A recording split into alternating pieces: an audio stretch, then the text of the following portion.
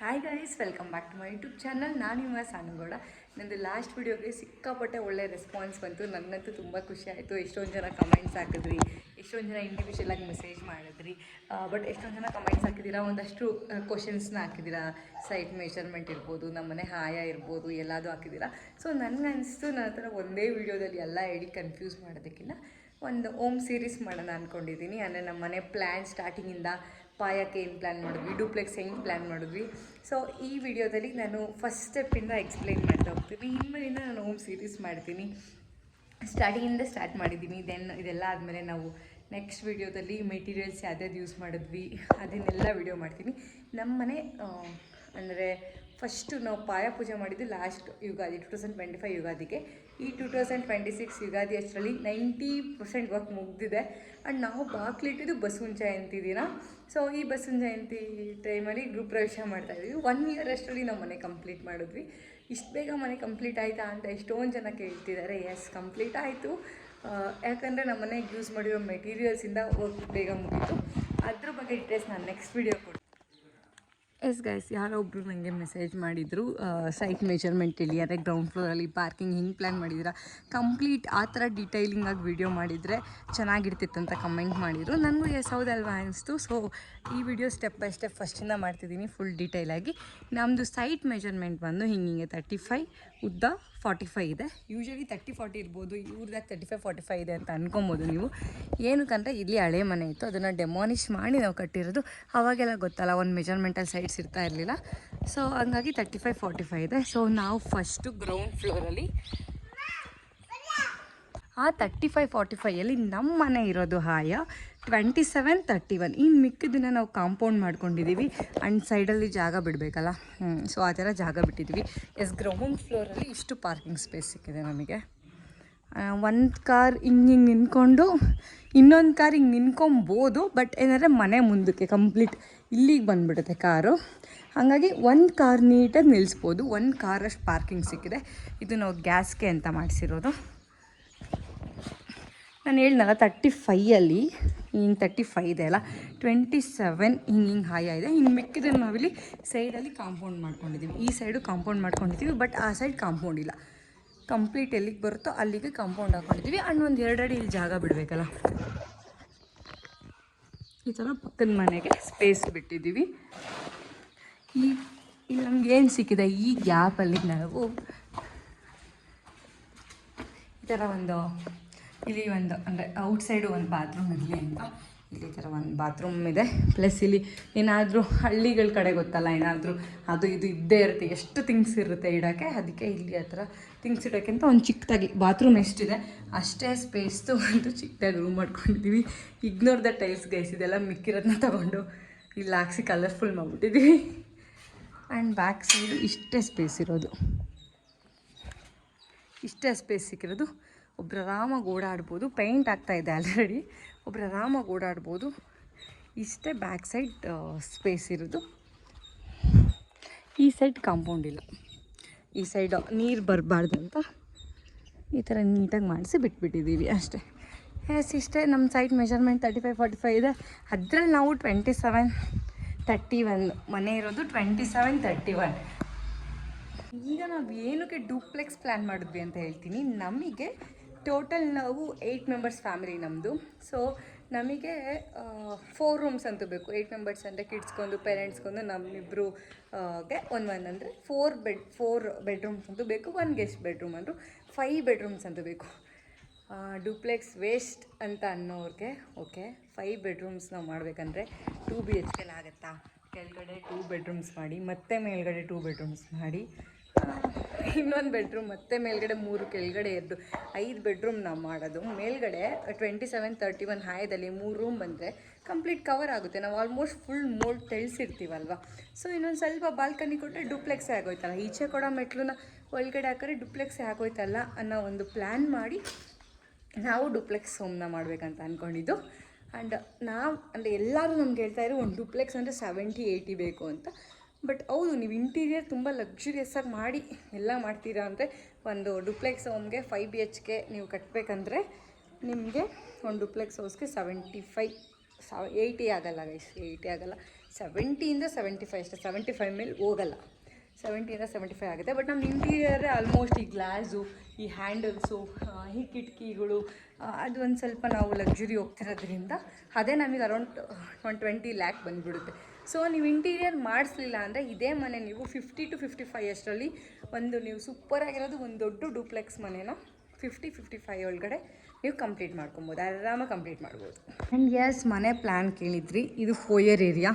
ನಾನು ಇಂಟೀರಿಯರ್ದೇನು ಎಕ್ಸ್ಪ್ಲೈನ್ ಮಾಡೋಕ್ಕಾಗಲ್ಲ, because interior complete ಆಗಲಿ, ನಾನು ಆಮೇಲೆ ಎಕ್ಸ್ಪ್ಲೈನ್ ಮಾಡ್ತೀನಿ. ಇದೆಲ್ಲ ಏನಕ್ಕೆ ಹಾಕ್ಕೊಂಡಿದ್ದಾರೆ ಅಂದರೆ ಇವಾಗ ನಮ್ಮ ಮನೆ POP ನಡೀತಿದೆ, ಅದಕ್ಕೆ ಹಾಕ್ಕೊಂಡಿದ್ದಾರೆ. ಓಕೆ, ಬೇಡ ಈ ವಿಡಿಯೋದಲ್ಲಿ ಮತ್ತೆ ಎಲ್ಲ ಹೇಳಿ ನಿಮಗೆ ಕನ್ಫ್ಯೂಸ್ ಮಾಡೋದು. ಹೋಮ್ ಪ್ಲ್ಯಾನ್ ಅಂದಿದ್ದೀನಿ, ಹೋಮ್ ಪ್ಲ್ಯಾನ್ ಹೇಳ್ತೀನಿ. ಎಸ್, ಇದು ಫೋಯರ್ ಏರಿಯಾ ಬಂದಿದೆ. ಇಷ್ಟು ಫುಲ್ ಹಾಲ್ ಸಿಕ್ಕಿದೆ ನಮಗೆ. ಬಟ್ ಈಗ ಇಷ್ಟು ದೊಡ್ಡದು ಹಾಲ್ ಅನಿಸುತ್ತೆ, ಇಲ್ಲಿ ದೊಡ್ಡದಿದೆ ಅನಿಸುತ್ತೆ ಹಾಲು. ಬಟ್ ಇಲ್ಲಿ ನಮಗೆ ಒಂದು ಇಂಟೀರಿಯರ್ ಏನೋ ಪ್ಲ್ಯಾನ್ ಮಾಡಿದ್ದಾರೆ. ಅದು ಬಂದರೆ ಹಾಲ್ ನಮ್ಗೆ ಇನ್ನಿಷ್ಟು ಸಿಗುತ್ತೆ ಅಷ್ಟೇ, ಇಷ್ಟು ಹಾಲ್ ಸಿಗುತ್ತೆ ಅಷ್ಟೇ. ತುಂಬ ಏನು ದೊಡ್ಡದಿಲ್ಲ, ನಿಮಗೆ ವೀಡಿಯೋದಲ್ಲಿ ಕಾಣೋ ಥರ ದೊಡ್ಡದಿಲ್ಲ. ಆ್ಯಂಡ್ ಬಂದರೆ ನೆಕ್ಸ್ಟ್ ಇಲ್ಲಿ ದೇವ್ರ ಮನೆ ಬರುತ್ತೆ. ಆಮೇಲೆ ಇಲ್ಲಿ ಒಂದು ಕಿಚನ್ ಏರಿಯಾ. ಇದು ಕೆಳಗಡೆ ನಮ್ಗೆ ಇದರ ಸ್ಟೋರೇಜ್ ಸಿಕ್ಕಿದೆ. ಫುಲ್ಲು ನಮಗೆ ಸ್ಟೋರೇಜ್ ಮಾಡಿಕೊಡ್ಬೇಕಂತ ಹೇಳಿದ್ದೀವಿ. ಇದು ಯುಟಿಲಿಟಿ ಸ್ಪೇಸ್. ಇದೇ ನಮ್ಗೆ ಆಲ್ಮೋಸ್ಟ್ ಒಂದು ದೊಡ್ಡ ರೂಮ್ ಥರ ಸಿಕ್ಬಿಡ್ತು. ನಾನು ಫಸ್ಟ್ ಅಂದ್ಕೊತಿದ್ದೆ ಇದಿಷ್ಟೊಂದು ನಾವು ಮಾಡ್ಕೊಬಾರ್ದಿತ್ತು, ಈ ರೂಮ್ ಇಷ್ಟಿರೋದನ್ನು ಇನ್ನೂ ದೊಡ್ಡದು ಮಾಡಬೇಕಿತ್ತು ಅಂತ. ಬಟ್ ಈಗ ನೋಡಿ, ಇಲ್ಲಿ ಆಲ್ರೆಡಿ ಇದರಿಂದ ಇದು ಹಿಂಗಿರಲ್ಲ, ಇದು ಸ್ವಲ್ಪ ಮೇಲ್ ಬರುತ್ತೆ. ಇದು ವಾಶ್ ಬೇಸಿನ್ ಇಡೋಕ್ಕೆ ಇಲ್ಲಿದೆ. ಈಗ ನಮ್ಗೆ ಇಲ್ಲೊಂದು ವಾಷಿಂಗ್ ಮಿಷಿನ್ ಇಡೋಕ್ಕೆ ಇಷ್ಟು ಜಾಗ ಬೇಕೇ ಬೇಕು. ನಾವು ಇನ್ನೊಂದು ಸ್ವಲ್ಪ ಯುಟಿಲಿಟಿ ಚಿಕ್ಕದು ಮಾಡಿದರೆ ವಾಶ್ ಬೇಸಿನ್ ಮತ್ತು ವಾಷಿಂಗ್ ಮಿಷಿನ್ ಎರಡೂ ಇಡೋಕ್ಕಾಗ್ತಾ ಇರಲಿಲ್ಲ. ಇಲ್ಲಿ ಒಂದು ಕಾಮನ್ ಬಾತ್ರೂಮ್, ಅಂದರೆ ಕೆಳಗಡೆ ಬಾತ್ರೂಮಲ್ಲಿ ನಾವು ಅಟ್ಯಾಚ್ ಮಾಡಿಸಿಲ್ಲ, ಹಾಗಾಗಿ ಇಲ್ಲೊಂದು ಕಾಮನ್ ಬಾತ್ರೂಮ್. ಇದು ಒಂದು ಪೇರೆಂಟ್ಸ್ ಬೆಡ್ರೂಮ್.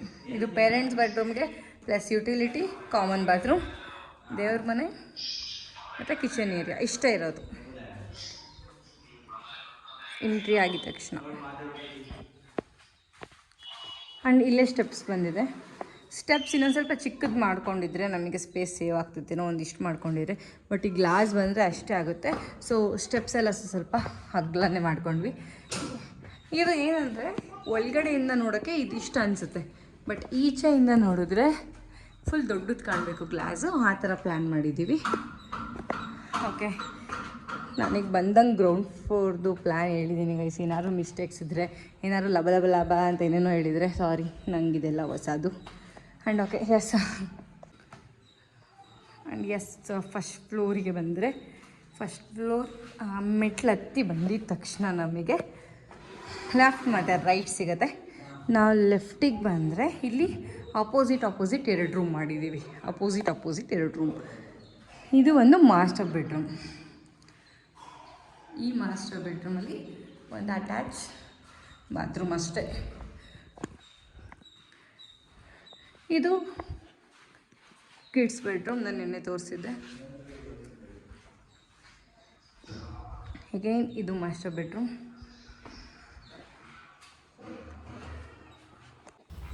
ಇದು ನಮ್ಮ ಬಾಲ್ಕನಿ ಸ್ಪೇಸ್. ನಾವು ಬಾಲ್ಕನಿಗೆ ಒಂದು ಮಾಸ್ಟರ್ ಬೆಡ್ರೂಮಿಂದನೂ ಬರ್ಬೋದು, ಮತ್ತು ಎಲ್ಲ ಒಂದು ಮೇಯ್ನ್ ಡೋರ್ ಥರ ಒಂದು ಬರ್ಬೋದು. ಈ ಥರ ಬಾಲ್ಕನಿಗೆ 2 ಡೋರ್ ಮಾಡಿದ್ದೀವಿ, ಅಂದರೆ ಔಟ್ಲುಕ್ ಚೆನ್ನಾಗಿ ಬರಲಿ ಅನ್ನೋ ಒಂದು ರೀಸನಿಗೆ ಈ ಥರ ಮಾಡಿದ್ದೀವಿ.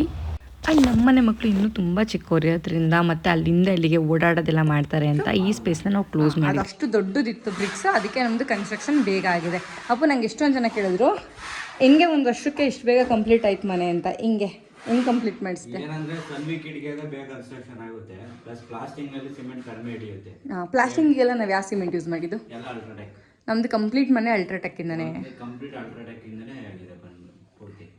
ಸನ್ವಿಕರ್ ಅಡ್ವಾಂಟೇಜ್ ಅಂದ್ರೆ ಹೆವಿ ಸ್ಟ್ರಾಂಗ್ ಇರುತ್ತೆ ಬಿಲ್ಡಿಂಗ್. ಹೌದು, ಆಕ್ಚುಲಿ ಏನಂದ್ರೆ ಗೈಸ್, ಇಟಿಗೆಗಳಿಗೆ ನಾರ್ಮಲ್ ಮಿಷಿನ್ ಅಲ್ಲಿ ಮಾಡ್ತಾರೆ. ಇದು ಬಂದ್ಬಿಟ್ಟು ಕಂಪ್ಲೀಟ್ ಏನಿದೆ ಮಿಷಿನ್ ಪ್ರೆಸಿಂಗ್ ಇರುತ್ತೆ, ಕಂಪ್ಲೀಟ್ ಆಶ್ ಪೌಡರ್ ಇಂದ ಮಾಡ್ತಾರೆ ಕಂಪನಿ. ಬಟ್ ನಂಗೆ ಯಾರೋ ಏನು ಕೇಳಿದ್ರು ಅಂದರೆ ನೀವು ಸನ್ವಿ ಕಿಟಕಿಯಲ್ಲಿ ಮೆಜರ್ ಮಾಡಿ ಅಂದರೆ ಕಟ್ಟಿರೋದಲ್ವಾ, ಏನೋ ಅದು ಸ್ವಲ್ಪ ಎಲೆಕ್ಟ್ರಿಕ್ಗೆ ಇಶ್ಯೂ ಆಗುತ್ತೆ ಅಂತ ಅಂದ್ರೆ ಹೌದಾ? ಎಲೆಕ್ಟ್ರಿಕ್ ಹೆಂಗೆ ಆಗುತ್ತೆ? ಮನೆಗೆಲ್ಲ ಫುಲ್ ಒಳ್ಳೆ ಆವೆಲ್ಸು ನಾವು ಇದು ಫೈರ್ ರೆಸಿಸ್ಟೆನ್ಸ್ ಹಾಕಿದ್ದೀವಿ. ಎಲ್ಲೇ ಸ್ಕ್ರಾಚಸ್ ಬರೋದಂಗೆ ನೋಡ್ಕೊಂಡು ಕ್ಲೀನಾಗಿ ಎಲೆಕ್ಟ್ರಿಕಲ್ ವೈರ್ ಮಾಡಬೇಕು. ಡಿಪೆಂಡ್ಸ್ ಆನ್ ಯಾವುದೇ ಮನೆಯಾಗಲಿ ಎಲ್ಲೇ ಅರ್ಥಿಂಗ್ ಬಂದ್ರೂ ಶಾರ್ಟ್ ಸರ್ಕ್ಯೂಟ್ ಆಗೇ ಆಗುತ್ತೆ. ಯಾವುದೇ ಸನ್ವಿಕಲ್ಲಿ ಆ ಥರದ್ದು ಪ್ರಾಬ್ಲಮ್ಸ್ ಇಲ್ಲ. ಅದನ್ನೆಲ್ಲ ಕೇಳಿನೇ ನಾವು ಸನ್ವಿಕಲ್ಲಿ ಕನ್ಸ್ಟ್ರಕ್ಟ್ ಮಾಡಿದ್ದು ಮನೆ. ನಿಮಗೆ ನನ್ನ ಹಸ್ಬೆಂಡ್ ಹೇಳಿರೋ ಥರ ಪ್ಲಾಸ್ಟಿಂಗಿಗೂ ಕೂಡ ಕಮ್ಮಿ ಸಿಮೆಂಟ್ ತಗೊಳುತ್ತೆ. ಅಪ್ಪು ಎಷ್ಟು ಓವರಾಲ್ ಎಷ್ಟಾಗಿರ್ಬೋದು ಸಿಮೆಂಟು? ನಮ್ದು ಈ ಕಂಪ್ಲೀಟ್ ಬಿಲ್ಡಿಂಗ್ 1200 ಚೀಲ ಆಗಿದೆ. 50 kg ಬ್ಯಾಗ್. ನಮ್ಮದು ಕಂಪ್ಲೀಟ್ ಕನ್ಸ್ಟ್ರಕ್ಷನ್ ಆದಾಗ ವಿತೌಟ್ ಟೈಲ್ಸು ಎಷ್ಟಾಗಿತ್ತು ಕನ್ಸ್ಟ್ರಕ್ಷನ್? 25 lakhs. ಅರೌಂಡ್ 30. ಇನ್ಕ್ಲೂಡಿಂಗ್ ಮೇಸ್ತ್ರಿ ಕೂಲಿನೂ ಸೇರಿ, ಅಂದರೆ ಅವ್ರು ಕೊಟ್ಟಿರೋ ದುಡ್ಡು ಸೇರಿ. ಎಸ್, ನಾವು ಸನ್ವಿಕ್ ಯೂಸ್ ಮಾಡಿದ್ರಿಂದ ನಮಗೆ ಮೆಟೀರಿಯಲ್ಸ್ ಕಮ್ಮಿ ತಗೊಳ್ತು. 25 to 30 ಲ್ಯಾಕಲ್ಲಿ ನಮ್ಮದು complete home construction with plastering ಮುಗ್ದೋಗಿತ್ತು. ಅಂದರೆ ನಾನು ಹೇಳ್ತಿರೋದು ಎಲೆಕ್ಟ್ರಿಕ್, ಪ್ಲಮ್ಮಿಂಗು, ಈ ಕಿಟಕಿ ಬಾಗಿಲು ಇವೆಲ್ಲ ಬಿಟ್ಟು ಮನೆ ಕನ್ಸ್ಟ್ರಕ್ಟ್ ಮಾಡೋದು 25 lakh ಆರ್ 30 lakh ಅಷ್ಟರಲ್ಲಿ ಕಂಪ್ಲೀಟ್ ಮನೆ ಕನ್ಸ್ಟ್ರಕ್ಷನ್ ಆಗೋಗಿತ್ತು, ಕಾಂಪೌಂಡು ಎಲ್ಲ ಸೇರಿ. ಮನೆದು ಟೋಟಲ್ ಕಾಸ್ಟ್ ಕೇಳ್ತಿದ್ದೀರಾ, ನಾನು ಹೇಳಿರೋದು ಅಮೌಂಟು ಎಕ್ಸಾಕ್ಟ್ ಅಲ್ಲ. ಈಗ ನಾನು ಕನ್ಸ್ಟ್ರಕ್ಷನ್ ಅಮೌಂಟ್ನ ಎಕ್ಸಾಕ್ಟ್ ಹೇಳ್ಬೋದು ಎಷ್ಟಾಗಿದೆ ಅಂತ. ಇವಾಗ ಆಲ್ರೆಡಿ ನಮ್ಮದು 51 lakh ಏನೋ ಆಗಿದೆ ಇವಾಗ, ಅಂದರೆ ಇಂಟೀರಿಯರ್ದು ಇನ್ನೂ ಅಮೌಂಟ್ ಕೊಟ್ಟಿಲ್ಲ. ಸೊ ನಾವು ಅಂದ್ಕೊಂಡಿದ್ದೀವಿ ಇಂಟೀರಿಯರ್ದು, ಗ್ಲಾಸ್ದು ಇವೆಲ್ಲ ಒಂದು 20 ಆಗ್ಬೋದು. ಇನ್ನೂ ಇವಾಗ ಎಲ್ಲ ಅದೇನಾ ಕಬ್ಬನ ಎಲ್ಲ ನಾವು ಕಾಮಧೇನು ಅನ್ನೋ ಬ್ರ್ಯಾಂಡ್ ಯೂಸ್ ಮಾಡಿದ್ದು. ಆ್ಯಂಡ್ ಏನಂದರೆ ನಮ್ಮದು ಬಿಲ್ಡಿಂಗ್ ಒಂದು ಸರಿ ಪ್ಲಾಸ್ಟಿಂಗ್ ಮಾಡಬೇಕಾದ್ರೆ ಅಲ್ಟ್ರಾಟೆಕ್ದು ಏನಕ್ಕೋ ಪ್ಲಾಸ್ಟಿಂಗ್ ಮಾಡ್ತಾ ವೈಟ್ ಆಗಿತ್ತು. ಆವಾಗ ನಾವು ಅಂದರೆ ಅವ್ರು ಅಲ್ಟ್ರಾಟೆಕ್ ಕಂಪ್ನಿಯವ್ರಿಗೆ ಡೈರೆಕ್ಟ್ ಕಾಲ್ ಮಾಡಿ ಅವ್ರನ್ನ ಕರೆಸಿ ಅದು ಸಿಮೆಂಟ್ ಏನೋ ಪ್ರಾಬ್ಲಮ್ ಇಲ್ವಾ ಅಂತ ಎಲ್ಲ ಚೆಕ್ ಮಾಡಿಸಿದ್ವಿ. ಆವಾಗ ಅವರು ಬಿಲ್ಡಿಂಗ್ದು ಅಂದರೆ ನಾವು ಏನು ಕಟ್ಟಿರ್ತೀವಿ ಅದು ಸ್ಯಾಂಪಲ್ ತೊಗೊಂಡೋಗಿದ್ರಲ್ಲ, ಅವ್ರದ್ದು ರಿಪೋರ್ಟ್ ಕೂಡ ಬಂತು. ಬಿಲ್ಡಿಂಗ್ ಸಿಕ್ಕಾಪಟ್ಟೆ ಸ್ಟ್ರಾಂಗ್ ಆಗಿದೆ, ಪ್ಲಾಸ್ಟಿಂಗ್ ತುಂಬ ಚೆನ್ನಾಗಾಗಿದೆ, ಕನ್ಸ್ಟ್ರಕ್ಷನ್ನು ತುಂಬ ಚೆನ್ನಾಗಾಗಿದೆ. ಸನ್ವಿ ಕಿಟಕಿಯಲ್ಲಿ ತುಂಬ ಸ್ಟ್ರಾಂಗಾಗಿ ಬಂದಿದೆ ಕನ್ಸ್ಟ್ರಕ್ಷನ್ ಅಂತ ಹೇಳಿದ್ರು. ಸೊ ನಮಗೆ ಅದೊಂದು ಯೂಸ್ ಮಾಡ್ಕೊಬೋದು. ಈಗ ನಾವು ಅಲ್ಟ್ರಾಟೆಕ್ ಸಿಮೆಂಟಿಂದ ಯೂಸ್ ಮಾಡಿದ್ರೆ ನಿಮ್ಗೆ ಏನಾದರೂ ಬಿಲ್ಡಿಂಗ್ ಕ್ವಾಲಿಟಿ ಬಗ್ಗೆ ಏನಾದರೂ ಡೌಟ್ ಇದ್ದರೆ ಸಿಮೆಂಟ್ ಬಗ್ಗೆ ಅವರಿಗೆ ಕಂಪ್ಲೇಂಟ್ ರೈಸ್ ಮಾಡಿದ್ರೆ ಕಂಪ್ನಿಯವರೇ ಬರ್ತಾರೆ. ಕಂಪ್ನಿಯವರೇ ಬಂದು ಬಿಲ್ಡಿಂಗ್ ಎಲ್ಲ ಸಾಯಿದ್ರೆ ಸಿಮೆಂಟ್ ತೊಗೊಂಡೋಗಿ ಟೆಸ್ಟ್ ಮಾಡಿ ಬಿಲ್ಡಿಂಗ್ ಸ್ಟ್ರೆಂತ್ ಏನಿದೆ, ಎಷ್ಟು ಇದೆ ಅಂತ ಎಲ್ಲ ಚೆಕ್ ಮಾಡಿ ಅದು ರಿಪೋರ್ಟ್ ಕೊಡ್ತಾರೆ ನಿಮಗೆ. ಅದು ನಿಮಗೆ ಫ್ಯೂಚರಲ್ಲಿ ಹೆಲ್ಪ್ ಆಗುತ್ತೆ. ಬಿಲ್ಡಿಂಗ್ ಏನೋ ಪ್ರಾಬ್ಲಮ್ ಆದರೂ ಕಂಪ್ನಿಯವರೇ ರೆಸ್ಪಾನ್ಸಿಬಲ್ ಇರ್ತಾರೆ ಅವಾಗ. ಎಸ್ ಗೈಸ್, ನೀವು ಯಾರಾದರೂ ಮನೆ ಕಟ್ತೀರ, ನಿಮ್ಮ ಮನೆಗೂ ನೀವು ಅಲ್ಟ್ರಾಟೆಕ್ ಯೂಸ್ ಮಾಡಿದರೆ ಅಥವಾ ಯಾವುದೇ ಬ್ರ್ಯಾಂಡ್ ಸಿಮೆಂಟ್ ಯೂಸ್ ಮಾಡಿದರೆ ಫಸ್ಟಿಂದನೂ ಕಂಪ್ಲೀಟ್ ಅದೇ ಸಿಮೆಂಟ್ ಕಂಪ್ಲೀಟ್ ಮನೆ ಯೂಸ್ ಮಾಡಿದರೆ ನೀವು ಅವ್ರನ್ನ ಬಂದು ಅವ್ರ ಹತ್ರ ಒಂದ್ಸರಿ ನೀವು ಫ್ರೀಯಾಗಿ ರಿಪೋರ್ಟ್ ತೊಗೊಬೋದು. ಅವಾಗ ನಿಮಗೂ ಕಾನ್ಫಿಡೆನ್ಸ್ ಇರುತ್ತೆ ನಿಮ್ಮ ಮನೆ ಎಷ್ಟು ಸ್ಟ್ರಾಂಗ್ ಆಗಿದೆ ಅಂತ ನಿಮಗೂ ಕಾನ್ಫಿಡೆನ್ಸ್ ಇರುತ್ತೆ. ಆ್ಯಂಡ್ ನೆಕ್ಸ್ಟ್ ವಿಡಿಯೋದಲ್ಲಿ ನಾನು ಎಲೆಕ್ಟ್ರಿಕ್ ಮಾಡೋಣ ಅಂತ ಅಂದ್ಕೊಂಡಿದ್ದೀನಿ. ಬಟ್ ಎಲೆಕ್ಟ್ರಿಕ್ ನನಗೆ ಗೊತ್ತಿಲ್ಲ. ಎಲ್ಲ ಯೂಸ್ ಮಾಡಿದ್ರೆ ನಾವು ಆವೆಲ್ಸ್ ಮತ್ತು ಆವೆಲ್ಸ್ ಮತ್ತು ಫಿನೋಲೆಕ್ಸ್ ಕಂಪ್ಲೀಟ್ ಆವೆಲ್ಸೇನಾ? ಓಕೆ, ಕಂಪ್ಲೀಟ್ ಎಲ್ಲ ಫೈರ್ ರೆಸಿಸ್ಟೆನ್ಸ್ ವೈರ್ಸ್ ಯೂಸ್ ಮಾಡಿರೋದು, ಎಲ್ಲದು ಹ್ಯಾವೆಲ್ಸ್ ಬ್ರ್ಯಾಂಡೇ ಯೂಸ್ ಮಾಡಿರೋದು. ಎಸ್, ನಾನು ಎಲ್ಲ ಕ್ವಶನ್ಸ್ಗೂ ಆನ್ಸರ್ ಮಾಡಿದ್ದೀನಿ ಅಂದ್ಕೊಂಡಿದ್ದೀನಿ. ನಮ್ಮದು ಸೈಟ್ ಮೆಷರ್ಮೆಂಟ್ ಕೇಳಿದರು, ಟೋಟಲ್ ಕಾಸ್ಟ್ ಕೇಳಿದರು, ಆ್ಯಂಡ್ ಎಷ್ಟು ಸ್ಕ್ವೇರ್ ಫೀಟ್ ಇದೆ ಅಂತ ಕೇಳಿದ್ರು ಯಾರೋ ಒಬ್ಬರು. ಎಷ್ಟಿದೆ? ಹಾಂ,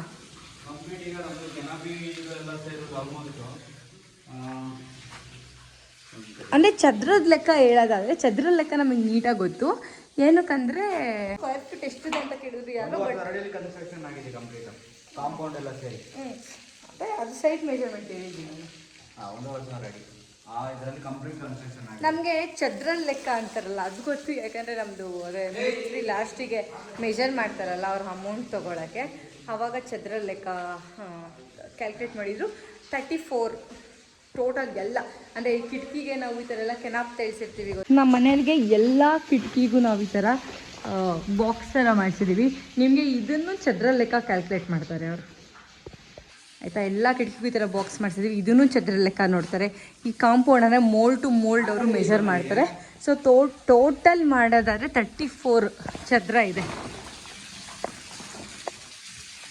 ಆ್ಯಂಡ್ 1 ಚದ್ರಕ್ಕೆ ಮೇನ್ ಥಿಂಗ್, ಫಾರ್ ಎಕ್ಸಾಂಪಲ್ ಈಗ ಮನೆ ಕೆನಾಪಿ ಕಟ್ಸಿರ್ತಾರಲ್ಲ, ಈ ಕೆನಾಪಿ ಎಡೆನೇ ಕಾಂಪೌಂಡ್ ಬಂದರೆ ಯಾವುದೇ ರೀತಿ ಅದಕ್ಕೆ ಚಾರ್ಜಸ್ ಕೊಡೋಂಗಿಲ್ಲ.